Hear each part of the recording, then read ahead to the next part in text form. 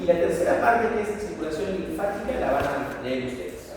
Voy a dar una pauta nada más, pero se lo van a revisar ustedes, porque algo tiene que buscar la información por su cuenta también.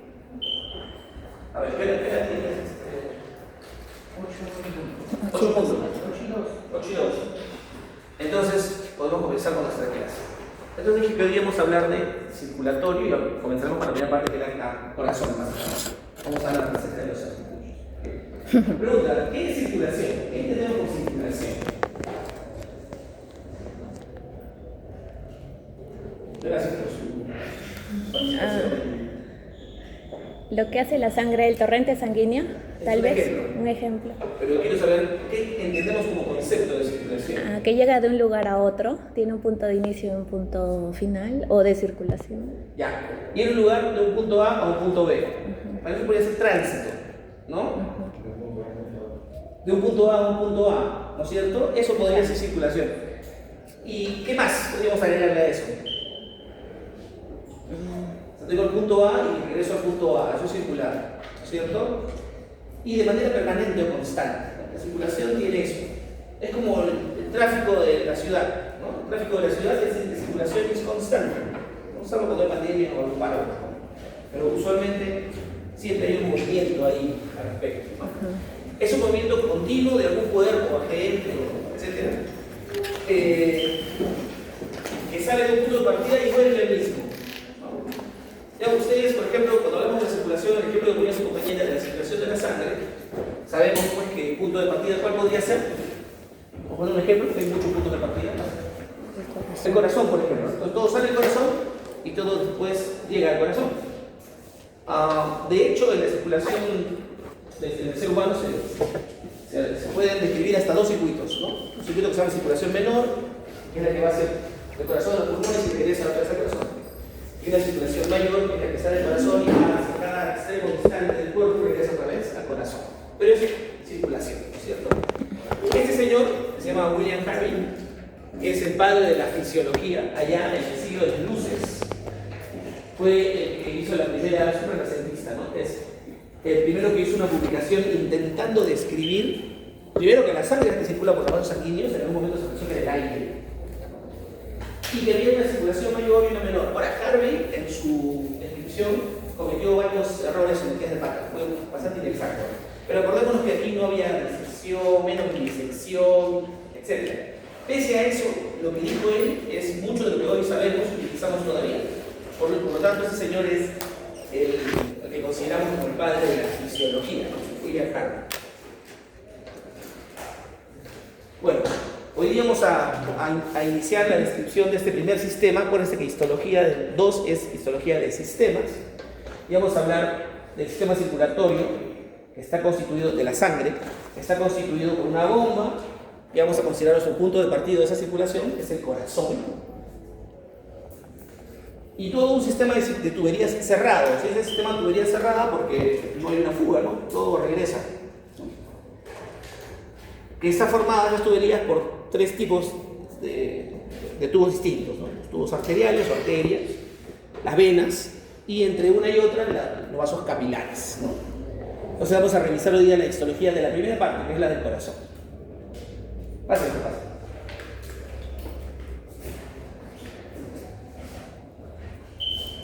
Ahora, no solo circula sangre, hoy día vamos a revisar el sistema cardiovascular, ya sabemos. En el cuerpo también circula linfa. ¿Qué es la linfa? No linfa, sino linfa. Así. De la sangre.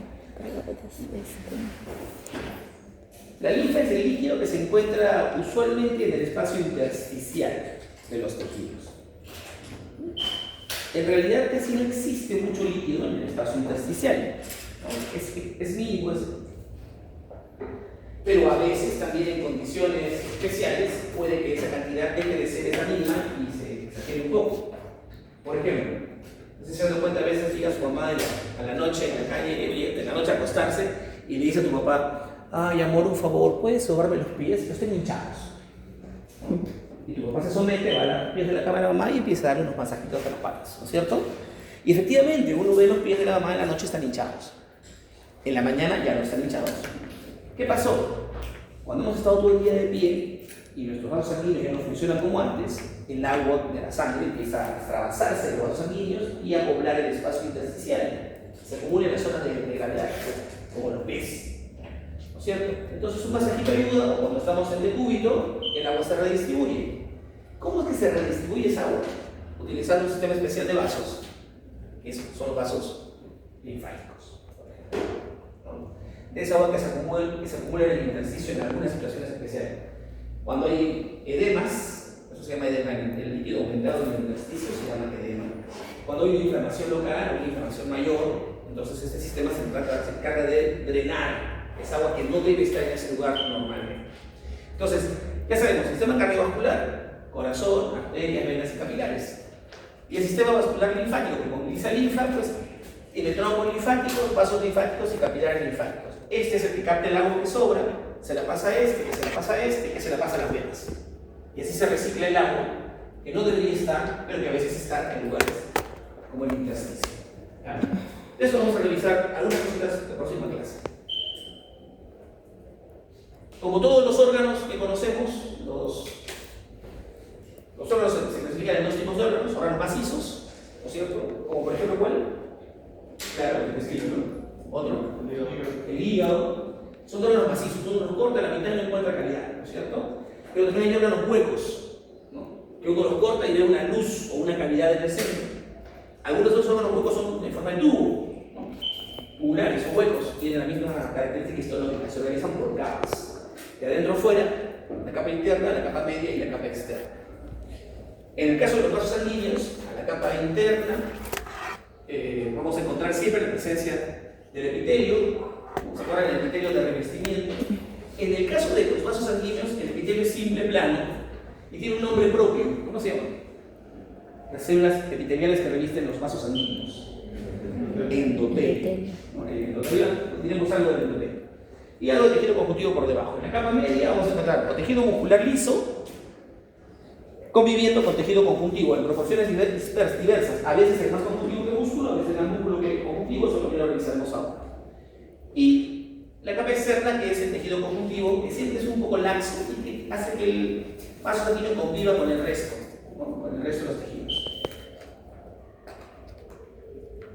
Hablaremos de la célula endoteliana un poco, del endotelio, porque necesitamos conocer algunas características especiales de estas células porque en realidad son una revolución, ¿no? De hecho, hace unos años, no muchos, ni 50 años, se creía que el epitelio que revestía los vasos sanguíneos era un epitelio simplemente que cumplía esa función, marcar un límite entre lo que circula en los vasos sanguíneos y en lo que está por debajo. Era como una frontera. Pero en algún momento hubieron observadores, histólogos y fisiólogos muy curiosos que dijeron que este tejido epitelial podría tener una influencia interesante en el comportamiento de los vasos sanguíneos, ¿no es cierto? Que eran algo más que un simple revestimiento. De hecho, en los 80, los científicos descubrieron que el endotelio era muy funcional, que tenía una dinámica muy interesante, ¿no? Y dijeron que tenía que ver mucho, sobre todo, con los procesos vinculados a la inflamación. Era culpa del endotelio que el organismo reaccionara ante un agente, ante una agresión, para inflamarse, ¿no? Las células endoteliales son planas, son medio poligonales, o sea, no son redondas, no tienen algunos angulitos, ¿no? Y se adaptan usualmente al diámetro que puede tener el vaso, ¿no? Pueden ser pequeñas cuando los vasos son pequeños, pueden ser más grandes cuando los vasos son más grandes, y toman la curvatura del vaso sanguíneo, ¿no? Eso es una célula muy flexible, ¿no? Su citoplasma alberga todas las organelas que conocemos, y en la zona periférica suelen ser un poco más delgaditas. Es como un huevo frito, ¿no? El huevo frito tiene la yema en el centro que es más alta, pero la clara que se expande a los costados suele hacerse más delgadita. Igualito es una célula de este tipo. Tiene mucho retículo endoplasmático liso y vesículas de pinocitosis. Cuando yo encuentro una célula que tiene retículo endoplasmático liso, ¿qué puedo pensar de ella? Si identifico una célula con retículo endoplasmático liso, ¿qué pienso de esa célula? En el cuerpo de mi célula. Es como cuando ustedes lo ven vestido de gala y maquillados, peinados, perfumados, también que sería ello, ¿no? Tiene lípidos. Así que nos una fiesta, ¿no? Y si veo una célula que tiene mucho retículo endoplasmático liso, ¿qué puedo pensar de ella? Que tiene lípidos. Que tiene una capacidad de síntesis, sobre todo de y lípidos. En cambio, cuando la veo con alto rugoso y complejo de Golgi, ¿no? Que sintetiza mayor cantidad de proteínas. Esta tiene bastantes retículo plasmático liso. Y también tiene vesículas de pinocitosis. ¿Qué es una vesícula de pinocitosis? A ver, ¿alguien cree vesícula de pinocitosis? ¿Qué es una vesícula de pinocitosis?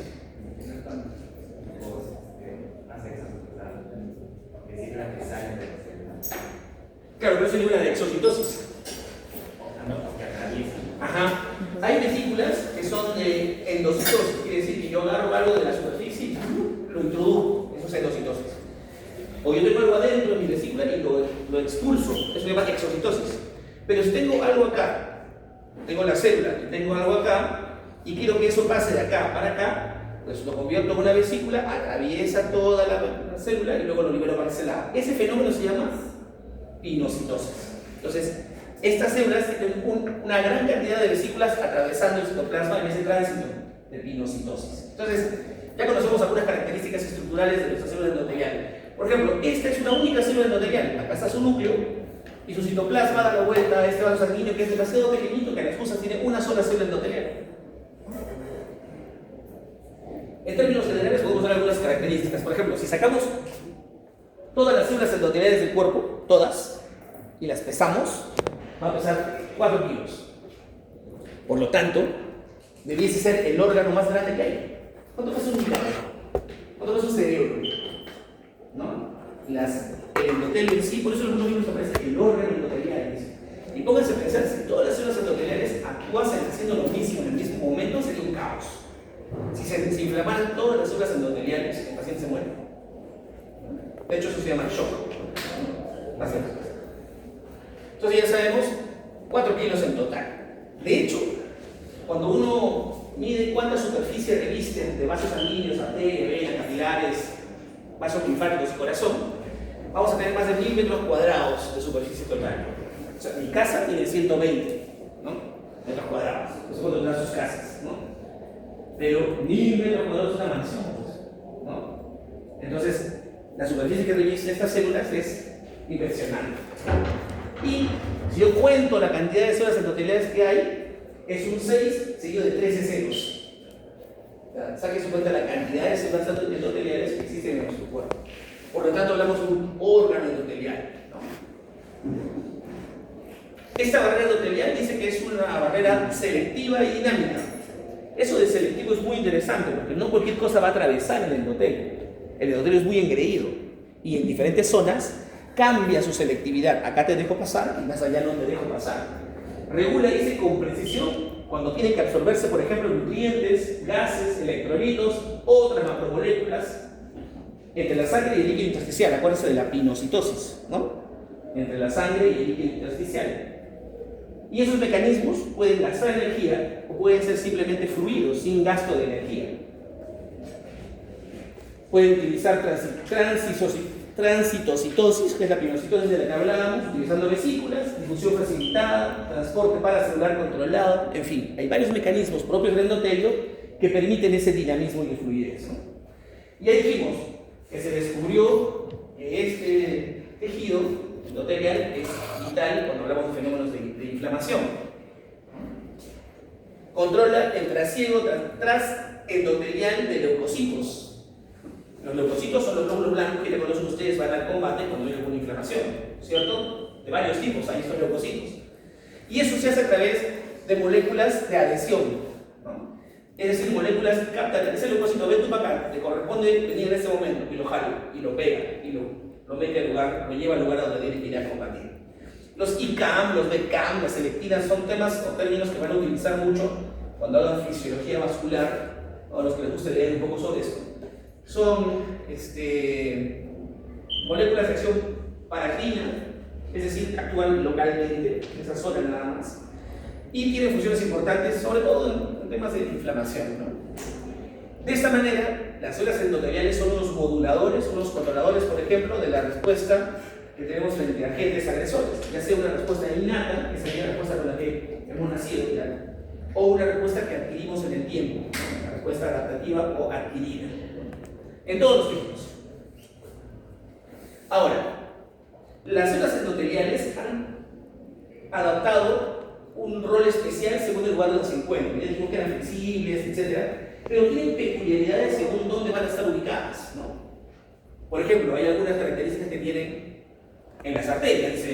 En las arterias, que son los vasos que salen del corazón, las arterias, son de tipo usualmente continuo y están preparadas para ser acariciadas de manera constante. O sea, a ver, es chévere que la sangre circule por los vasos sanguíneos y acaricie, ¿no es cierto? Está tibiecita, ¿no? Suavecita. Pero lucir en 80 años una célula siendo acariciada de manera constante por la sangre, eso también cansa, ¿no? Si cuando te enamoras, no me parece orejita final, déjame probar, ¿no? Cansa, ¿no? ¿no? O sea, igual la lucir en la sangre, pero el endotelio está entrenado para ese fenómeno de alta presión pulsátil permanente. Por ejemplo, ¿eso dónde? En las arterias. De hecho, son zonas alineadas por el flujo laminar. ¿Qué es flujo laminar? Ya enseñó biofísica. Se dice que, o sea, el fluido ideal en la circulación debe tener como que formar láminas. Y o sea, que se van a desplazar por láminas, y si eso no pasara, estaría su urgencia y pues. Perfecto. Siempre que no tenía sección remotal y que no tenía un tipo turbulento en el cual, si lo analizamos desde un punto de vista de cada capa va sobre una de ellas y como no hay una fricción entre ambas, genera una convexidad a nivel del extremo anterior. Entonces, cuando comen carne, cuando cortan la carne, ¿qué sentido sigue con el cuchillo? ¿El de las fibras o contra las fibras? Si ustedes cortan contra las fibras, su corte se va a alterar, va a salir así como mechoncitos en los bordes. Si ustedes cortan siguiendo la fibra, probablemente su corte sea impecable, ¿no?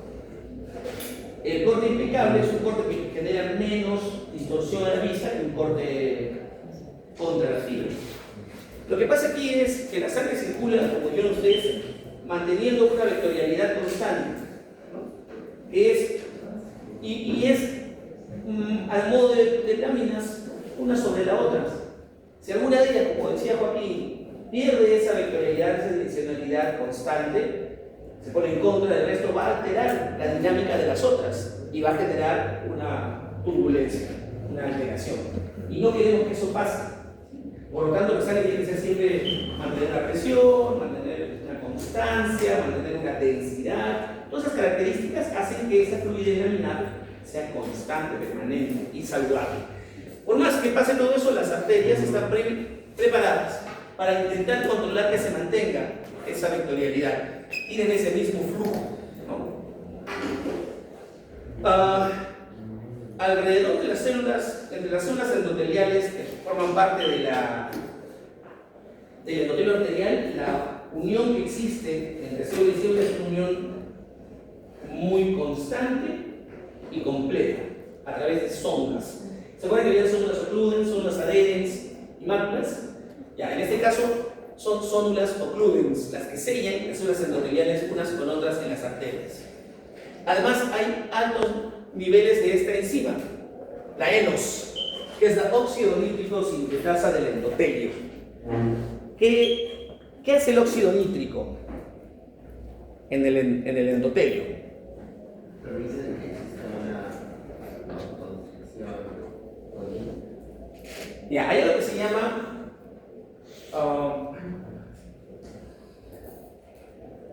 los vasos sanguíneos, las arterias en este caso, no están ni muy dilatadas ni muy contraídas, ¿no? Mantienen una estructura que se llama tono vascular. Mantienen un tono vascular constante. Uno las toca, uno puede tocar su arteria radial y se da cuenta del tono vascular, ¿no? A veces este tono se altera por diversas razones, ¿no? Y eso suele ser sinónimo de una enfermedad. La óxido nítrico sintetasa endotelial genera óxido nítrico y el óxido nítrico tiene un efecto importante sobre el tono vascular.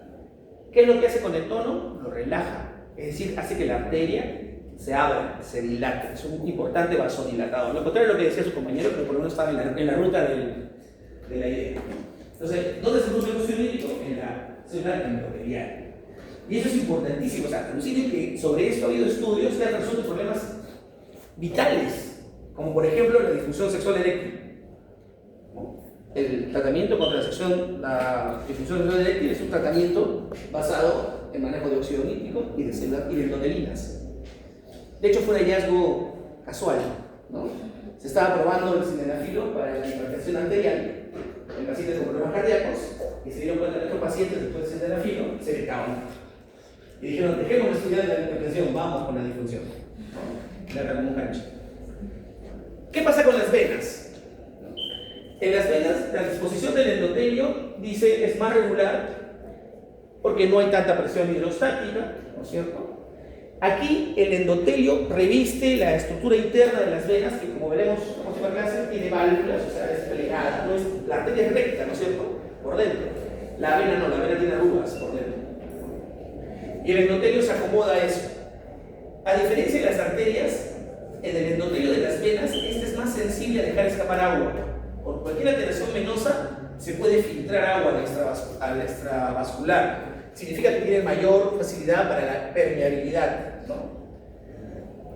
También para la adhesión leucocitaria, sobre todo en las venas más pequeñas, que se conocen como vénulas, que están después de los capilares. Y bueno, hay un tercer espacio donde hay capilares, hay endotelio que hay que tener atención, que es el de los capilares continuos. Lo veremos en un ratito. No. Hay tres tipos de capilares, ¿no? Los capilares son los vasos más pequeñitos. Hay unos que son continuos, otros que son fenestrados, que tienen huequitos, y otros que se conocen como sinusoides. ¿Vale? Esos tres tipos de capilares tienen endotelios especiales. Los veremos cuando hagamos endotelio. Muy bien. ¿Qué características tiene la célula endotelial que vale la pena mencionar?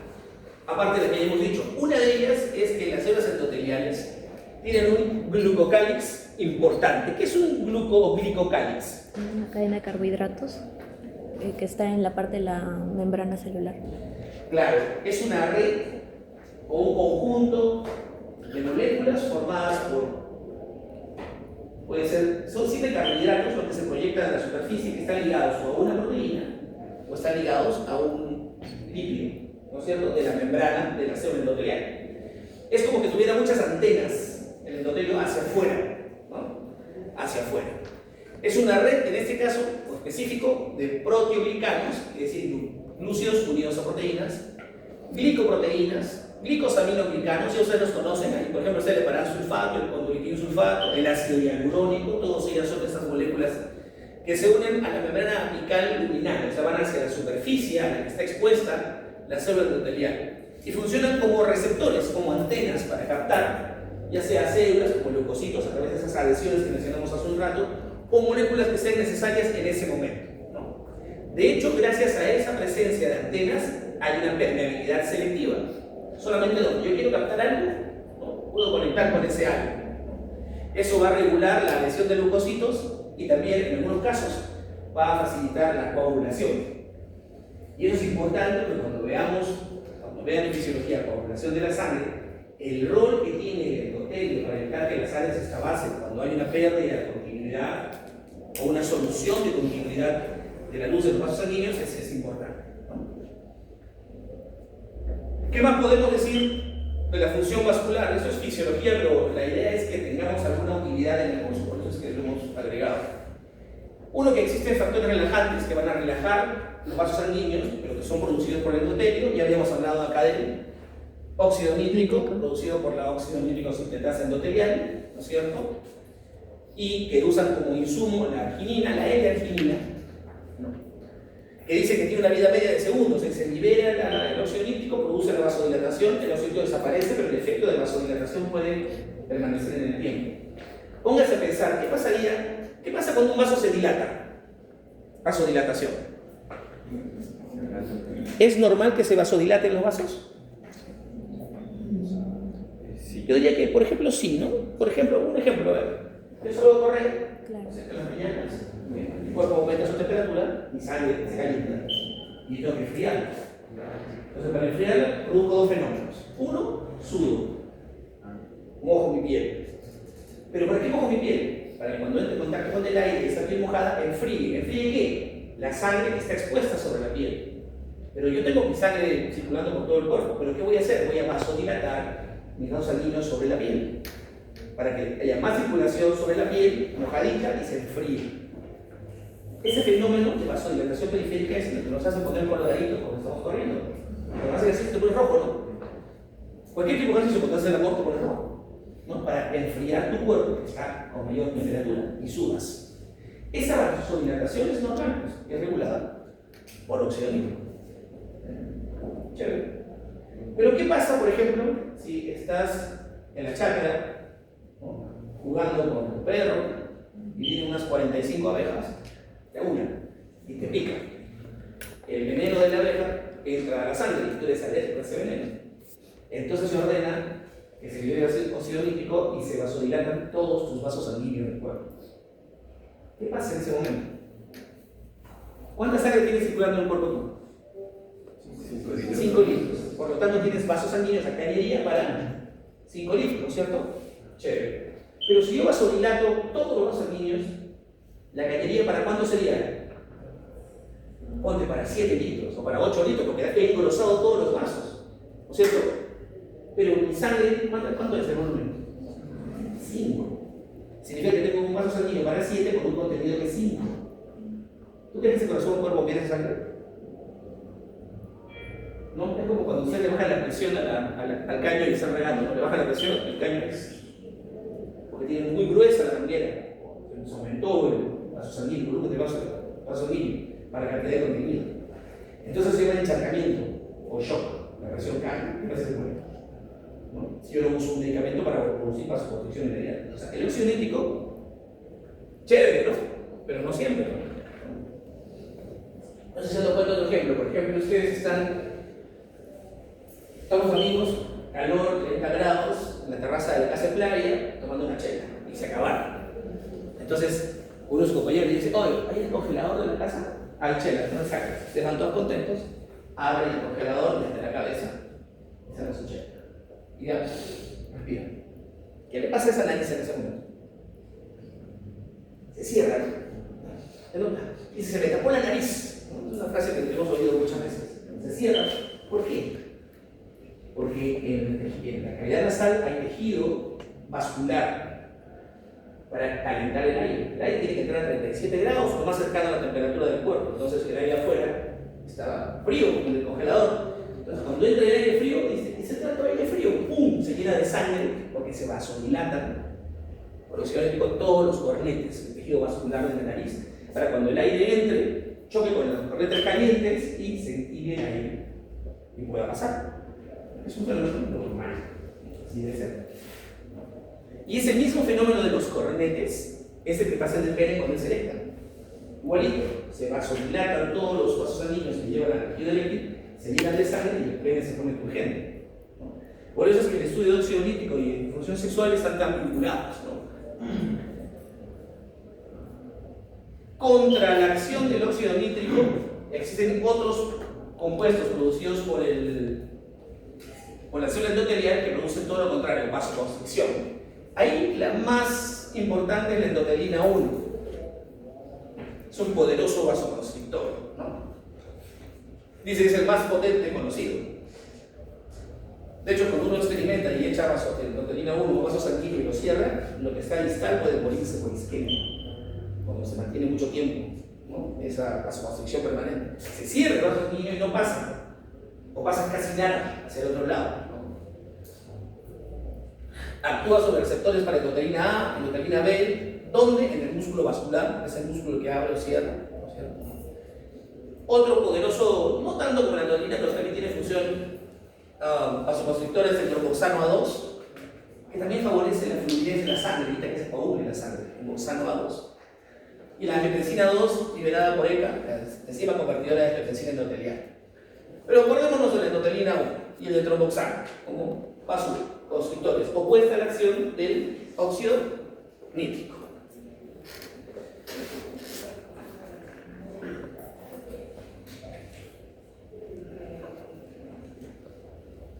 Finalmente, podemos decir que el endotelio también tiene un rol importante en los fenómenos de generación de vasos sanguíneos, ¿no?, en los fenómenos embrionarios, donde vamos a tener que generar la circulación de los órganos. Ahí el endotelio tiene una chamba importante.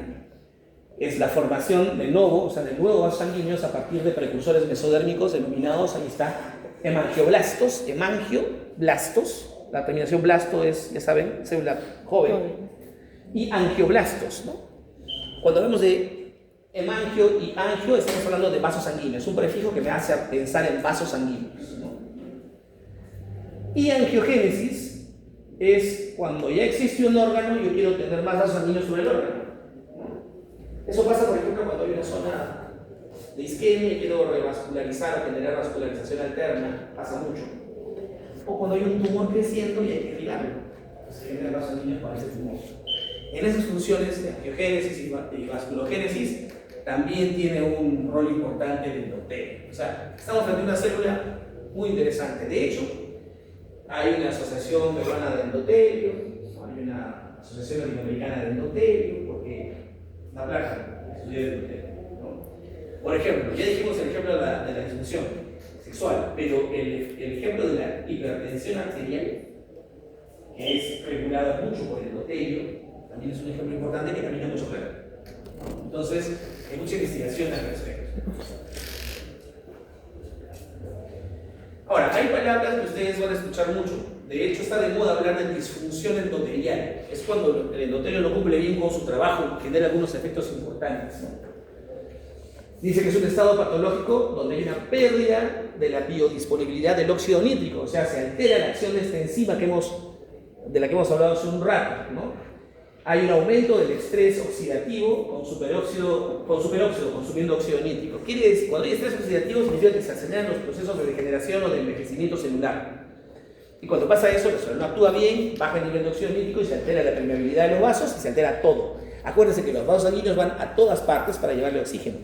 Se altera esto, se altera todo lo que está más allá, ¿no? Hay un aumento de la expresión de moléculas de adhesión, síntesis preferencial de factores vasoconstrictores, proinflamatorios, protrombóticos, todo lo malo, ¿no? Y eso es un marcador precoz de que algo está pasando, ¿no? Y que debemos evitarlo para que no haya un daño mayor. Un daño mayor podría ser, por ejemplo, un infarto miocardio, un ACV, una falla renal, una ceguera, ¿no? Etc.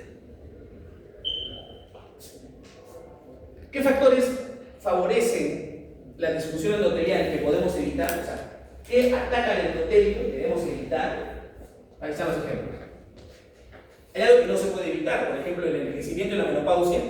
O sea, es decir, que los tejidos tengan ya mucho tiempo o que haya menos exposición a las hormonas, a la progesterona y al estrógeno, produce daño endotelial. Pero el fumar, ya sea fumar uno y oler el humo de otro, es otro de los grandes problemas que generan disfunción endotelial. De hecho, no existe disfunción sexual eréctil que no esté vinculada al tabaquismo, por ejemplo. Y disfunción sexual eréctil es una disfunción endotelial, porque no hay óxido nítrico, no hay dilate de los vasos para que se llenen pene de sangre. Y es un drama, ¿no? O sea, para los que somos hombres es un problema, ¿no? Sobre todo cuando tienes 30 años y nada, ¿no? Los que tienen hipertensión arterial, los que tienen incremento de las grasas malas, LDL versus HDL, ¿no es cierto? Los que tienen diabetes, mellitus, cualquiera que sea, pero diabetes, ¿no? Los que tienen problemas de insulinoresistencia son los gorditos, que todavía no tienen diabetes, pero están obesos. Aquellos que no hacen nada, solo estar sentados escuchando su clase de histología. Y los que tenemos una dieta que tiene mucha sal y una dieta que inflama. ¿Qué cosas comemos que inflaman? Ya la sal, con otra. Es sal.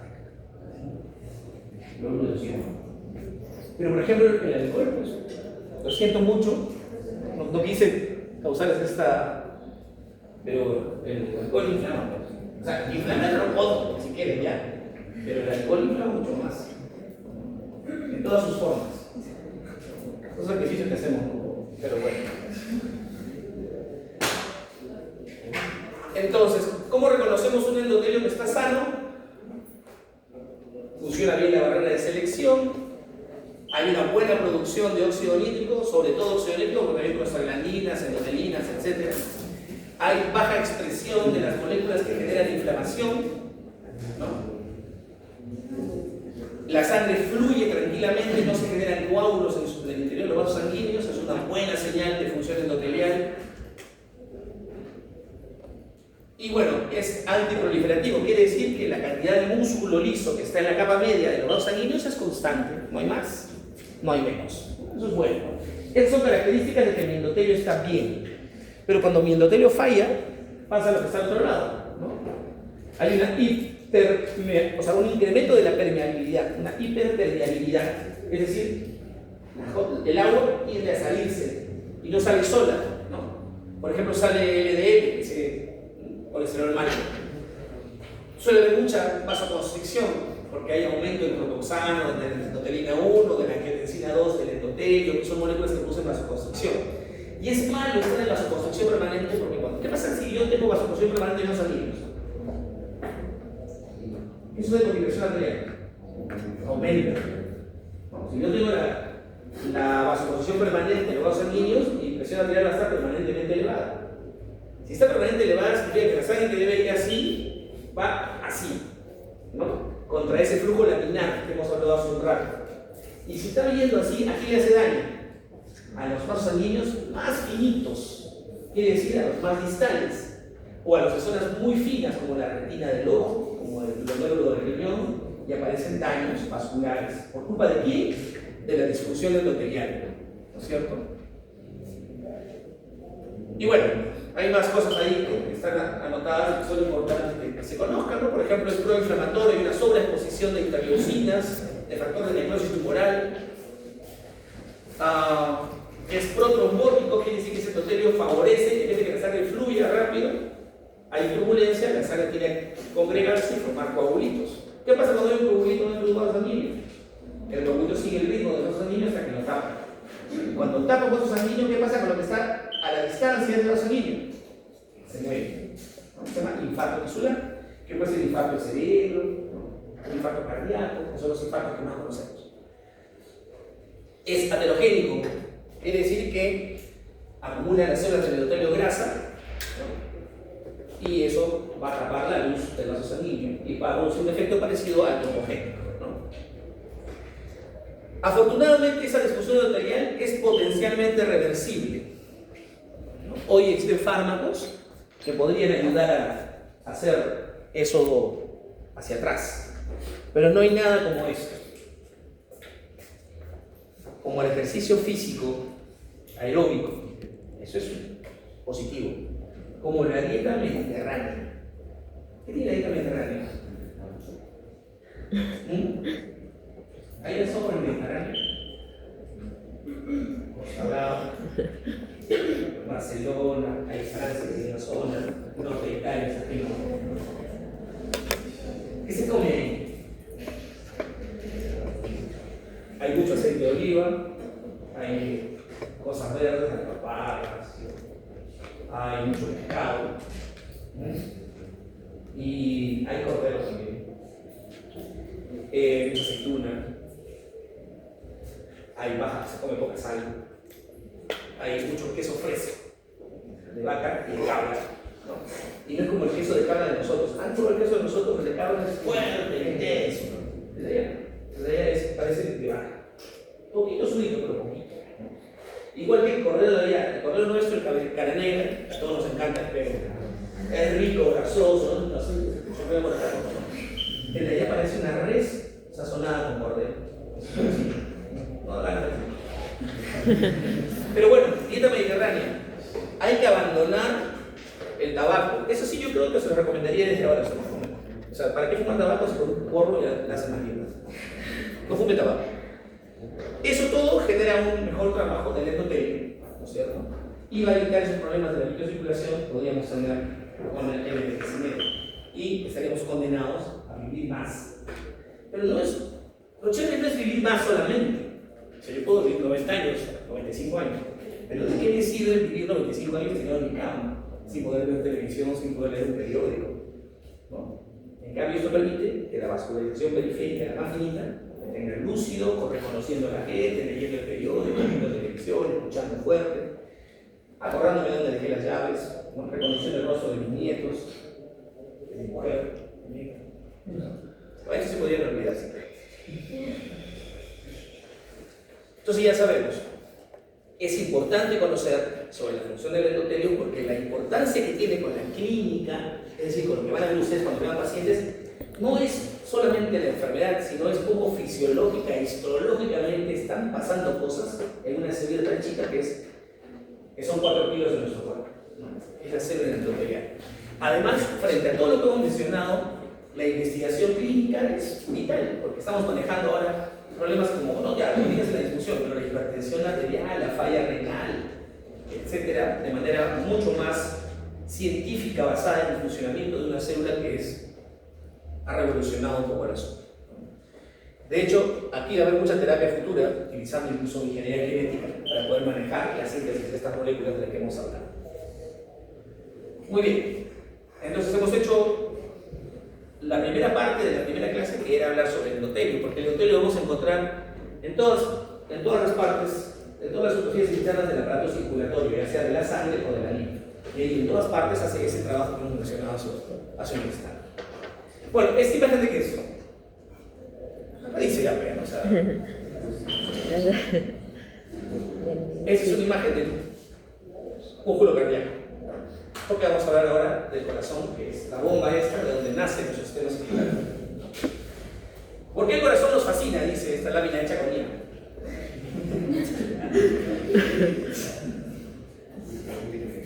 Es lo máximo utilizar la IA para hacer diablos. Pero bueno, tiene que ser una IA decente, pagada y a la que tú le metas el material que le quieres que te haga la clase. O sea, pues te la puedes hacer de la web, pero es mejor buscar tu libro en PDF, tus revistas en PDF, se la cargas y te hace. Y tú le dices qué tan complejo quieres que sea. Bueno, ya ustedes manejan prompt mejor que yo. Pero nos hemos puesto de acuerdo para actualizar las clases utilizando IA con los profes del curso, entonces, caballero. ¿Por qué nos fascina? Dice que es un órgano del tamaño de un puño. Siempre nos han dicho eso, ¿no? Corazón del tamaño de un puño, sí es cierto, pesa 1/4 de kilo. ¿No? El corazón humano, por si acaso, ¿no? El toro es mucho más grande, por eso usamos corazón de toro para anticucho, no humano. Dice, similar al peso de un puño adulto. Y dice, ejecuta hazañas mecánicas extraordinarias, ¿no? Bombea más o menos 5 litros de sangre en un minuto. ¿No? Y más o menos, para eso al día genera unos 100.000 latidos. Y no tiene un descanso voluntario, dice, ¿no? Dice voluntario porque puede haber un descanso involuntario, ¿no? La bala. Entonces, cuando decimos que bombea 5 litros, eso se conoce como gasto cardíaco. ¿No? El gasto cardíaco es 5 litros. El corazón, en un minuto, puede sacar de su interior 5 litros de sangre. 100.000 latidos al día, 250 gramos de peso, más o menos dice que puede bombear 2 kilos de sangre por latido. La sangre, la masa de sangre, es decir, no solo lo que sale del corazón, sino lo que empujó, ¿no? Empujó del vaso sanguíneo para que la sangre salga, fluya. El corazón tiene 3 capas. Una capa externa, que se llama epicardio, si lo vemos desde afuera, ese es el epicardio. Una capa de masa central que se llama miocardio, que es lo más abundante del corazón. El miocardio, y es el que está formado por el músculo cardíaco, es el que se contrae y bombea. Y una capa interna, ¿no?, que revise la cavidad cardíaca, las cavidades que son 4, que se llama endocardio, ¿no? El endocardio.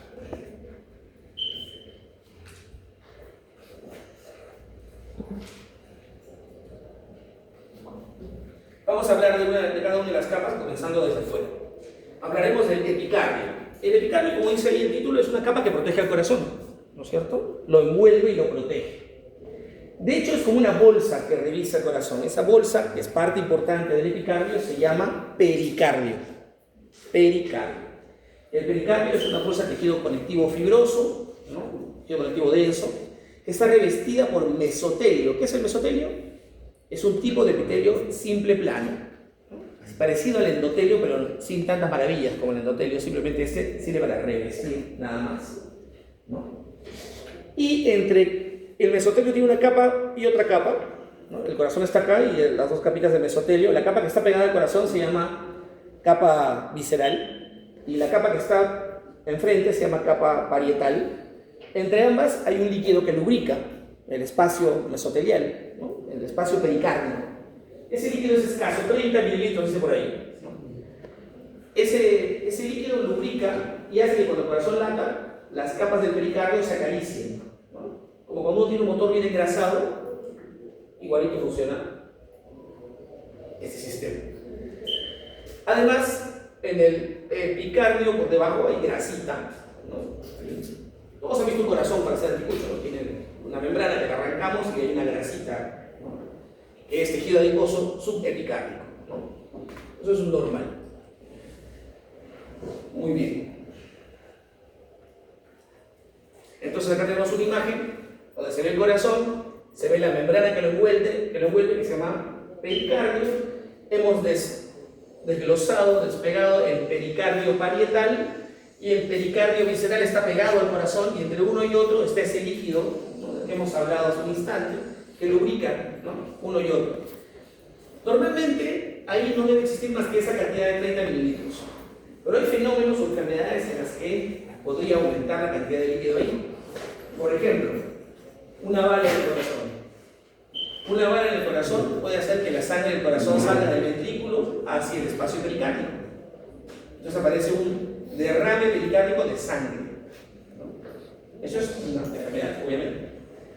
Otro problema que podría darse en este lugar sería, por ejemplo, que el pericardio se infecte. Hay infecciones del pericardio.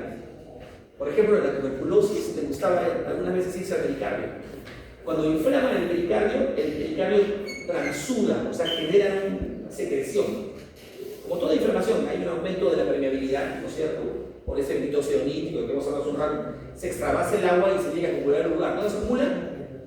En el espacio pericárdico. Y se llena de agua ahí. Aquí en la imagen se puede ver, ¿no es cierto?, el pericardio parietal, el pericardio visceral, el espacio. Por ejemplo, acá tenemos una silueta cardíaca con los pulmones y se ve el pericardio. Se ve acá el pericardio, ¿no es cierto? Bonito. Cuando yo tomo una radiografía de esto, la radiografía de tórax se ve así, normal, ¿no? Se puede dibujar el corazón como se ve en esa marcada del cardíaco. Pero ¿qué pasa si el pericardio transuda o se metió una bala y salió sangre, etc.? El pericardio se llena de líquido, ¿no? Como se ve acá. Porque hay líquido en el espacio pericárdico, miren cómo deforma el corazón ese líquido. Cuando es mucho ese líquido, el corazón no puede bombear la sangre, no puede expandirse. El corazón, eso se llama taponamiento cardíaco, cuando hay presencia de líquido en el espacio pericárdico. El corazón no puede hacer su función, hay que agarrar y meter una aguja, sacar el líquido y salvar la vida del paciente. Uno toma una radiografía de eso y el corazón se ve así. ¿Por qué? El corazón está agrandado por la presencia de ese líquido, ¿no?, en el pericardio. Mira la diferencia entre un corazón normal y un corazón con exudado en el pericardio. La capa del medio es el miocardio. Mio es el prefijo que usamos para músculo, ¿no es cierto? Miocardio. Obviamente está formado por las células musculares cardíacas o cardiomiocitos, es el nombre comercial, artístico, que quieren llamar. Son células altamente especializadas y tienen una función que combina la actividad del músculo estriado, que conocen como son las unidades contráctiles del músculo estriado, con el automatismo que tiene el músculo liso. Es un mix, ¿no? Pero fisiológicamente es más estriado en su funcionamiento. Las células son células que son de tamaño variado, entre 15 y 80 micras de largo. Estas son usualmente binucleadas, en la mayoría de casos son binucleadas, tienen dos núcleos, ¿no? Y tienen forma de ramas, ¿no? Hay un tronco, una célula con tronco que se ramifica un poco, ¿no? Así, una arita, la célula cardíaca, un tronco con unas ramitas. Y entran en contacto unas células con otras células a través de unas uniones que se llaman discos intercalares. Discos intercalares. donde encontramos gap junction, uniones de conexina y desmosomas. O sea, hay uniones comunicantes, puentes, túneles entre célula cardíaca y célula cardíaca en estos tipos intercalares, y también hay desmosomas, que son uniones puntuales que generan estabilidad. Eso, dice, garantiza una sincronía eléctrica y una cohesión entre las células adyacentes, ¿no? Es importante, de hecho es una pregunta siempre esa, ¿no? Característica propia del núcleo cardíaco de los intercalares, ¿no? Es una célula que consume mucha energía, alucina que gasta energía a 80, 90 años, porque el corazón es el corazón con el que nacimos, no se ha renovado, sigue siendo el mismo. De hecho, es una célula muscular que cuando muere no se repara, o sea, no se reemplaza por otra. Cuando una célula muscular muere, es reemplazada por tejido fibroso, una cicatriz que deja marca de un infarto. El infarto es la muerte de célula, ¿no es cierto? 40%, ocupan el 40% del volumen citoplasmático de la mitocondria, o sea, casi la mitad de la célula son mitocondrias. Para que se den cuenta qué cantidad de energía produce, ¿no? Consumo de 6 kilos de oxígeno por día para la actividad de estas células. O sea, son re golosas, ¿se dan cuenta? Dice que hay hasta 5 tipos diferentes de cardiomiocitos, ¿no? Eso se publicó en el año 2024, o sea, en Nature, ¿no?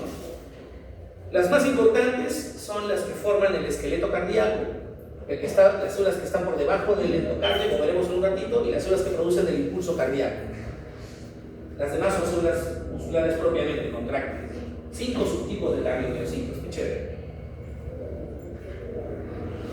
El corazón tiene un esqueleto que le da forma, ustedes saben por qué hacen así, porque hay una forma del corazón, 2 aurículas, 2 ventrículos.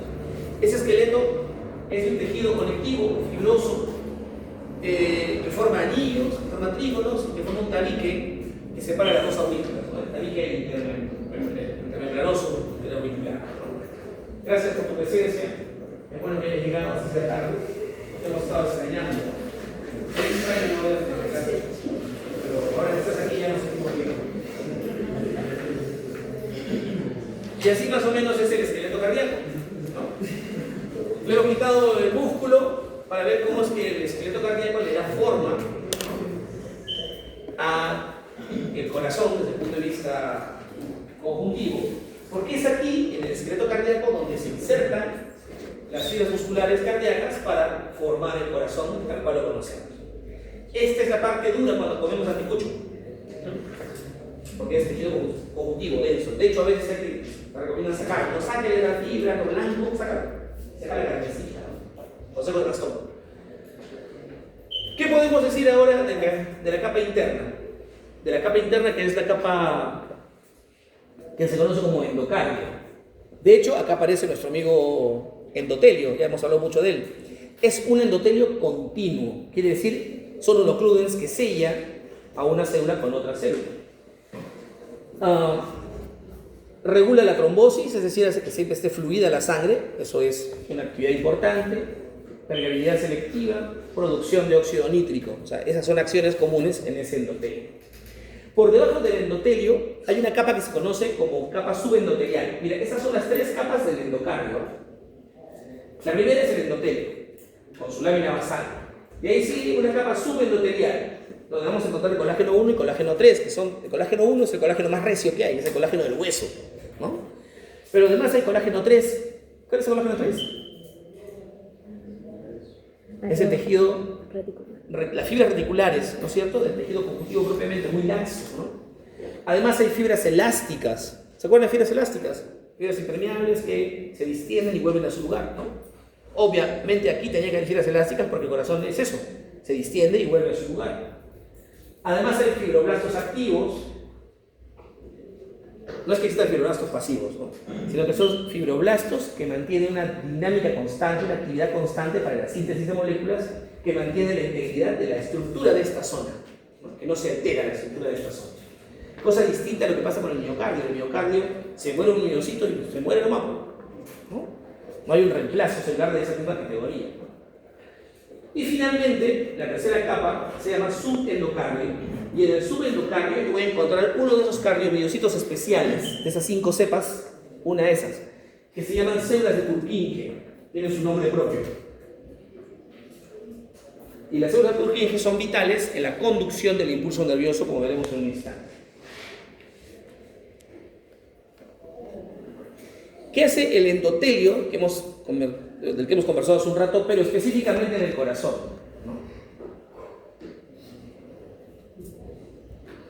El endotelio tiene 2 funciones importantes, pero yo creo que la más importante está en la circulación coronaria. ¿Qué es la circulación coronaria?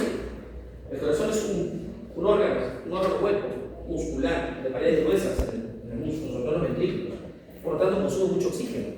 Por lo tanto, tiene que tener mangueras arteriales que lo irriguen bien. Esas mangueras arteriales que irrigan al propio corazón se llaman vasos coronarios. Y los vasos coronarios tienen un endotelio importante. Dice que el endotelio endocárdico y el endotelio de la microcirculación coronaria son reguladores activos de la función de la bomba cardíaca. Actúan a través de señales paracrinas, ¿no?, entre los cardiomiocitos adyacentes. La síntesis de óxido nítrico endotelial miocárdico modula la contractilidad. El lucitropismo, es decir, la relajación del músculo, y la respuesta beta-adrenérgica, es decir, el estrés sobre el músculo. Pónganse a pensar ustedes. Salen a correr en la mañana. Cuando se despiertan, su latido cardíaco está a 60 por minuto. Corren los primeros metros y aumenta a 80. Los siguientes metros, gracias por venir, 160 latidos por minuto. Y están ustedes al trote, ¿no es cierto? Significa que ese corazón que estaba latiendo a 60, en menos de 2 minutos se fue a latir al doble, a 120. ¿Qué va a requerir ese corazón en ese momento? Más oxígeno, ¿no es cierto? Para el músculo cardíaco. ¿Cómo hago para darle más oxígeno? ¿Ah? No puedo fabricar más glóbulos blancos más glóbulos rojos en 5 minutos. ¿Cómo hago para darle más oxígeno al corazón? ¿Ah? Ya, quiero más rápido, es una razón poderosa. Por eso le doy oxígeno a todas partes. Yo quiero darle más oxígeno solo al corazón. Mayor presión en el corazón no sería lo más lógico, ¿no? Vasodilatación de quién? De los coronarios, ¿no? Entonces le digo a mis vasos coronarios, oye, endotelio coronario, chorrate un poco de óxido nítrico, güey. Se dilatan los vasos coronarios y el corazón puede responder fácilmente a el ejercicio de ese momento. De hecho, para ver qué tan bien funciona la difusión endotelial, hay una prueba que usan los cardiólogos que se llama prueba de esfuerzo. ¿Visto eso? A una persona común y corriente que va al cardiólogo para hacer una prueba de esfuerzo, la hacen correr sobre una banda. Y corre hasta que su corazón y lo sacan de la banda. Mide varios parámetros, porque su respuesta por la producción de óxido nítrico para ampliar esas coronarias no funciona. O piedras coronarias duras, engrosadas, taponeadas de grasa, y por más que la dilate, no entra el aire. El paciente puede ocupar, por eso para prevenir qué tanta respuesta puede tener ese corazón ante un esfuerzo físico, que sería desencadenante de un infarto, como correr una maratón o simplemente hacer el amor. No se cuenta que se ponen ahí muertos. ¿Cuáles son los determinantes del rendimiento cardíaco? Dice, la función endotelial coronaria es equiparable en importancia a la precardia, la poscardia, la perfusión coronaria, al control neurohumoral. O sea, es lo que les decía hace un rato. Que funcione bien el vaso coronario a nivel endotelial es indispensable para poder hacer lo que hacemos cotidianamente. Es vital. Es causa reconocida la disfunción del infarto. Un infarto. Imaginen esta. Acá tenemos unas imágenes, por ejemplo, acá arriba. Esta capa, todo esto de acá, todo esto de aquí, es el endocardio. Esta línea de acá arriba, esta línea son las células endoteliales. ¿No? Esto que está acá abajo es el subendotelio. Colágeno 3, colágeno 1. ¿No es cierto? Fibras elásticas. Tejido conjuntivo, fibroblastos activos. Y estas células preciosas que están aquí, que son células alargadas, con un núcleo central, un núcleo, y con depósitos de colágeno alrededor del núcleo que se pintan pálidos. Miren cómo está pálido alrededor. Es esto, miren. Acá tengo el endotelio, el subendotelio y estas células de acá. que son las que están ahí arriba. Estas. Son las células de Purkinje, esos cambios miocitos especializados en la conducción del impulso cardíaco, como veremos en un instante. Todo lo que está por debajo, esto de acá, o esto de acá, es la carnecita del anticucho, miocardio, ¿no? El impulso cardíaco nace aquí arriba, es decir, un grupo de células de otra de esas estirpes de cardiomiocitos, digo que había 5 estirpes, ¿no es cierto? Una de ellas son células iniciadoras del impulso cardíaco. Ahí se desencadena el potencial de acción que es transmitido al resto de células para que el corazón se contraiga rítmicamente. Ese lugar se llama nodo sinusal. Está acá arriba, en la aurícula derecha, ese amarillo. Ahí nace el latido. ¿No? Chévere. Del nodo sinusal, el latido pasa a este otro nodo que está en el borde de las aurículas con los ventrículos. Se llama nodo aurículo ventricular. Nodo AB, aurículo ventricular. O sea, es como que te toco y tú lo tocas, ¿no? O sea, siempre en ese orden. Yo te paso la voz a ti y tú le pasas la voz al otro. ¿A quién le pasa la voz el nodo aurículo ventricular? A esta región del centro, que se llama haz de His. El haz de His, en el centro. Acá está. Haz de His. Y en el haz de His, el impulso se transmite a todas las células de Purkinje, es decir, a toda la cara interna endocárdica del corazón, para que el latido sea así, de arriba hacia abajo. Ese es un ritmo normal. ¿Quién marca el paso? Bombo pie izquierdo, ¿no? Tú perfilamos, ¿no? Ese paso lo marca el nodo sinusal. El latido cardíaco es tunda, tunda, tunda, tunda, tunda. Ese ritmo que marca el nodo sinusal se llama ritmo sinusal, ¿no? Y es constante. El ritmo es constante cuando el tiempo que pasa entre un dum y un da es el mismo siempre. Dunda, dunda, dunda, dunda. 60 a 100 por minuto es un ritmo usual. Dunda. 120, dunda, dunda, dunda, dunda, dunda, es por encima del ritmo normal. Pero si es así, dunda, dunda, dunda, dunda, dunda, es un ritmo que se llama taquicardia, está por encima de 100. Pero sinusal, suena igualito el tiempo que hay entre un latido y el otro. Dunda, dunda, dunda, dunda, ¿cierto? O si es dunda, dunda, dunda, dunda, es un latido por debajo de lo normal, bradicardia, pero rítmico, sinusal. Eso le pasa a los atletas olímpicos cuando duermen. Están en 40 por minuto. Dunda, dunda, dunda. Si consumen así, son entrenados. Pero siempre lo marca el sinusal. ¿Qué pasa si el sinusal no se comunica bien con el aurículo ventricular? Porque se muere una de estas fibras de conexión, un infarto en esta zona. No se comunican bien, entonces el de abajo no recibe a tiempo el latido del de arriba. Dunda, dunda, dunda, y de acá dice, oye, me estás mandando un dum, no viene tu da. Algo te ha pasado, te digo.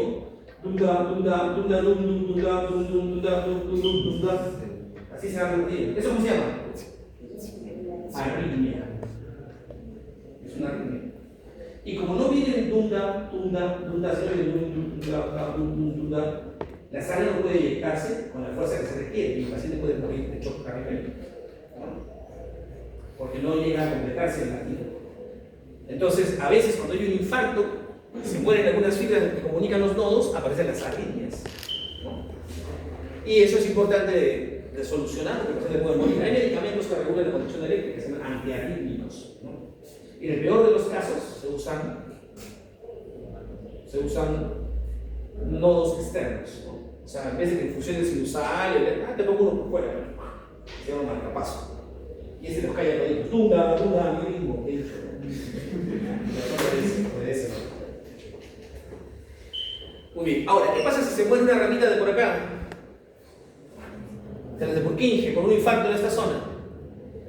Ya, eso ya no se llama. Eso ya no sería una arritmia. Usualmente producen bloqueos, ¿no? Bloqueo de conducción. Y el corazón se contrae todo menos este pedazo. Como que se arruga todo menos esto. Cuando los bloqueos los infartos son muy grandes, el ventrículo no puede bombear y ya no hay otra que morirse.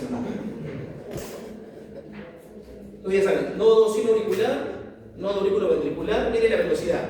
El marcapaso de 60 a 100 por minuto, ¿no? El nodo aurículo ventricular es retardado, 120 metros por segundo. Es decir, lo espera el otro. Y si no lo espera, recién toma su autonomía y las mata, ¿no? El haz de His, que tiene dos ramas, a la derecha y a la izquierda, y todas las hilos de Purkinje que conducen a 2 metros por segundo el impulso cardíaco. Entonces el impulso es de arriba hacia abajo. Esto lo van a ver con mucho cuidado cuando hagan fisiología cardiovascular. Dice, el nodo auricular es un marcapaso natural ubicado en la unión de la vena cava superior con la aurícula derecha, genera 60 a 100 impulsos por minuto gracias a la despolarización espontánea de las células P o pacemaker, que son esos cardiomiocitos de esa cepa especial de las que hemos hablado hace un rato. Se llaman así. Son las P de pacemaker.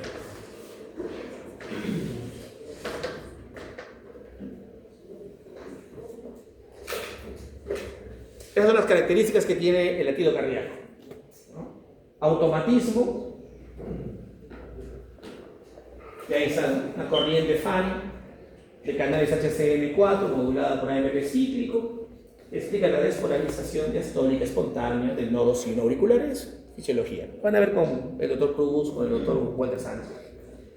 La segunda característica es la excitabilidad, pero es la excitabilidad de la fibra cardíaca, no de la otra excitabilidad, ¿no? Tiene una fase 0, luego hay una etapa 1, una etapa 2 o fase 2, en fin. La tercera, eso es, también lo van a ver cuando hagan ustedes el ciclo cardíaco, ¿no? Ese fenómeno ahí van a ver las etapas de la excitabilidad. Luego la etapa de la contracción y luego la etapa de la relajación. Acá lo he puesto como referencia, no es mi chamba hablar de esto, pero para que vean que he leído un poco. Ahora, si ustedes reconocen un corazón normal, cuando yo estudié medicina, no teníamos curso de fisiopatología. Había fisio 1 y fisio 2. No, tampoco. Había fisiología y un curso de neurofisiología. O sea, más o menos. Y no había fisiopato. Entonces, cuando le preguntamos a la profesora, a la directora de la escuela de esa época, la directora de la escuela decía, ¿por qué no puso un curso de fisiopatología? Todo el mundo hace fisiopatología. Y decía, ¿pero por qué? Pues, ustedes son inteligentes. Si conocen cómo funcionan bien las cosas, van a entender al toque cómo es que algo falla y qué podría ocasionar. Uno se pone a pensar, sí, pero no. Si hay un infarto en la cara del corazón, podría saber qué podría pasar, eso es fisiopatología. ¿Para qué hacer un curso de fisiopatología? Lean su libro nomás para ayudarse. Sí, pues. Nos hizo creer que éramos inteligentes. Y eso es algo de fisiopatología. Es el conocimiento histológico normal, de la histología normal, de cómo se ve normal, nos permite identificar patrones específicos cuando hay un daño. O sea, si yo veo algo y lo veo anormal, algo está pasando, hay un daño, ¿no es cierto? Dice, hay dos entidades paradigmáticas que ilustran cómo la alteración microestructural conduce a una disfunción clínica grave. Nos ha puesto dos ejemplos acá este slide. El primero es cuando habla de la miocardiopatía hipertrófica. Miocardiopatía significa que el corazón está mal en el miocardio, ¿no? Hipertrófica, eso mal significa que está muy grande. El miocardio muy grande. Miocardiopatía hipertrófica, ¿no? Es un hallazgo, dice, patognomónico. ¿Qué significa patognomónico? Es una palabra interesante. Patognomónico.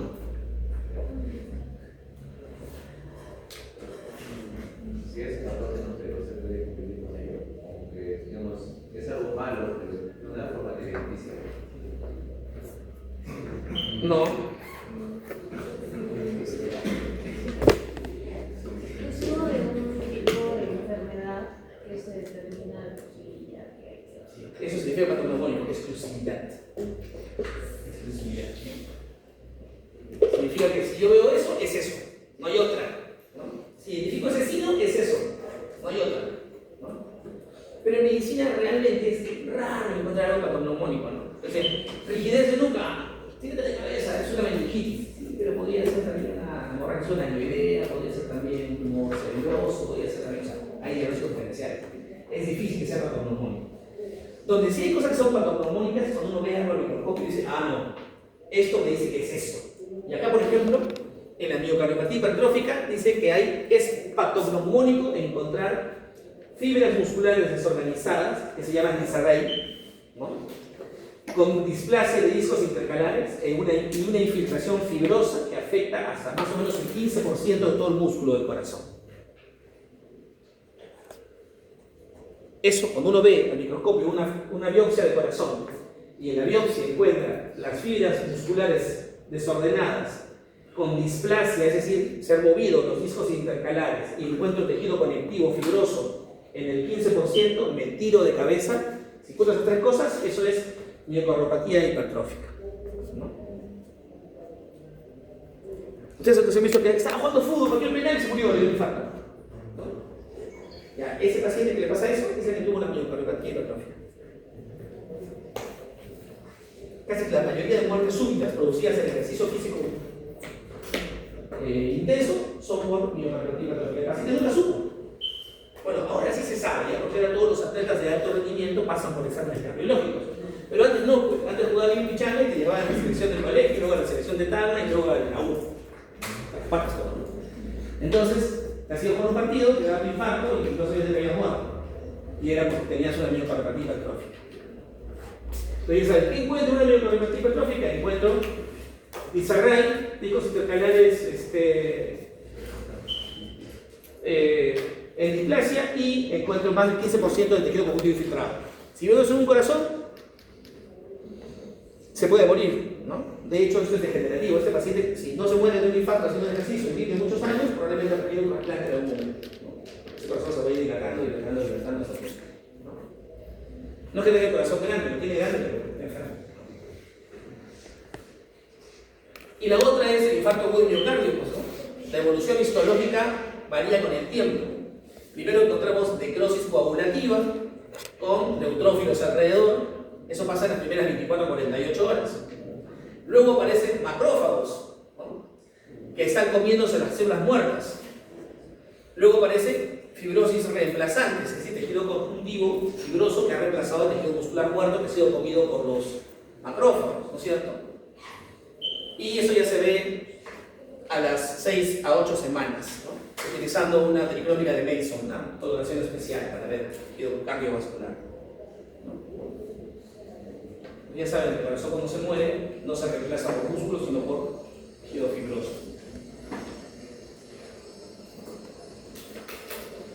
Entonces ya sabemos, si sabemos ver nosotros las cosas cuando están bien, es fácil darnos cuenta cuando algo no está bien, ¿no? Algo anda mal ahí, ¿no? Conocer la arquitectura, o sea, la morfología del corazón y la fisiología va a ser útil para poder utilizar. Hay terapias dirigidas, ¿no? Específicas contra las enfermedades específicas que vamos a descubrir al hacer esos estudios, ¿no? Podemos hacer un diagnóstico oportuno de algún problema que esté pasando, por ejemplo, identificar oportunamente necrosis o aumento de la celularidad o reemplazo conectivo, ¿no? Eso es importante. Podemos utilizar estos hallazgos para utilizar problemas, la fisiología para resolver, como lo que les dije hace un rato del estrés oxidativo del endotelio, que se puede prevenir, ¿no?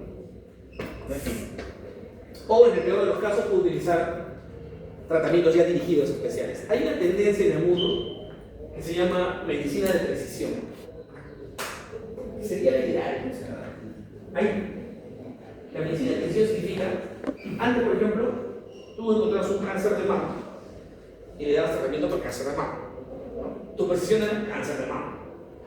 Luego encontrabas cáncer de mama con ciertos, se llaman marcadores de membrana, con ciertos marcadores moleculares en la membrana que me decían, este cáncer de mama es muy agresivo, o este cáncer de mama tiene mucha tendencia familiar, o este cáncer de mama es de lento avance. El marcador que yo encontraba en la membrana me permitía intuir eso, ¿cierto?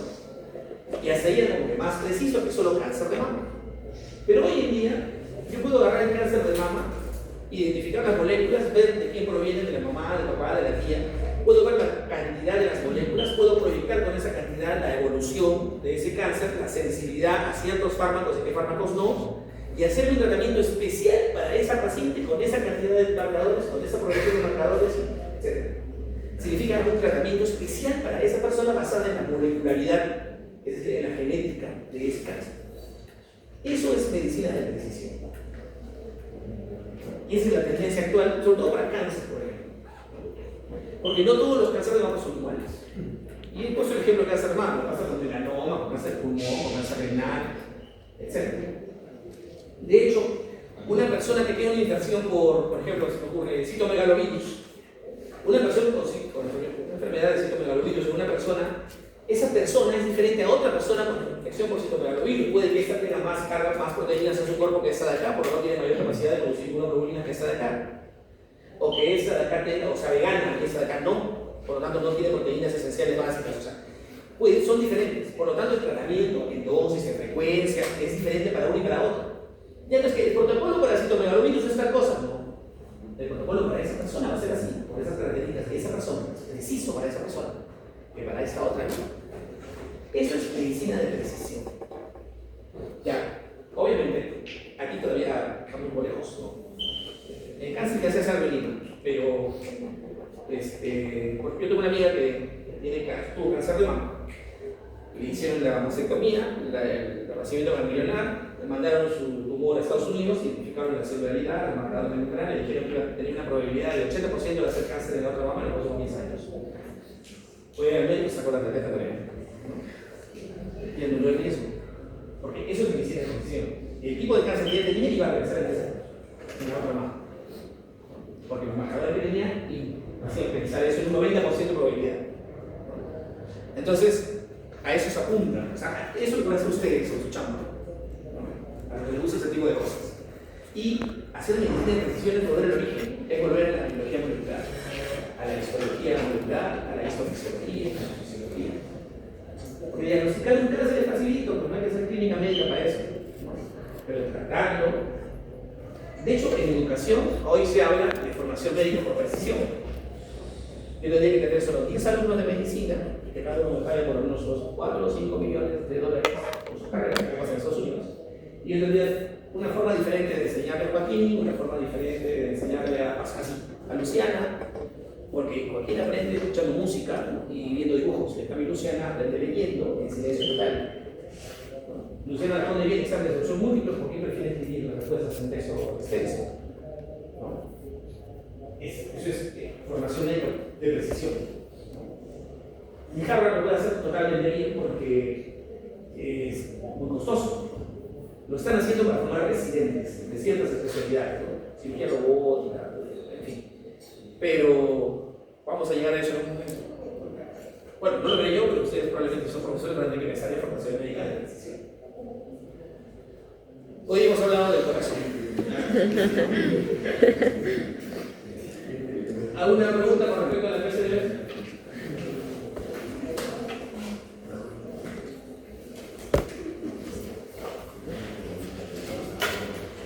Yo les dije que medicina, histología 1 era un chancay, y de hecho es un chancay.